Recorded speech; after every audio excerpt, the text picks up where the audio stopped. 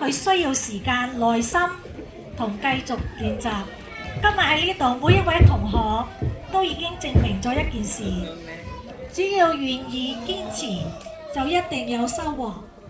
同時，我亦想向各位家長表達最真誠嘅謝意。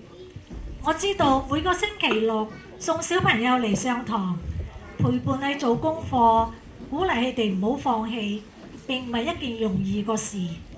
多謝你哋相信中文教育嘅重要性，亦多謝你哋將中國文化傳承俾下一代。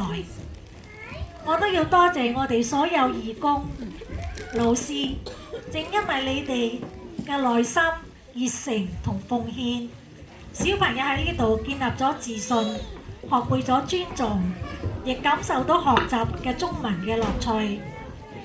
親愛嘅同學，我想送俾你哋一句説話：無論將來你哋喺英國、香港、中國或者世界任何一個地方，希望你哋都可以自信咁講中文，勇敢嘅介紹自己嘅文化，亦願意去了解別人嘅文化。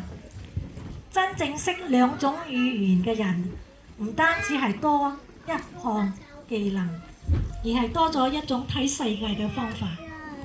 最後，我祝願所有同學，願中文成為你嘅一生嘅朋友，亦願去帶領你睇到更廣闊嘅世界。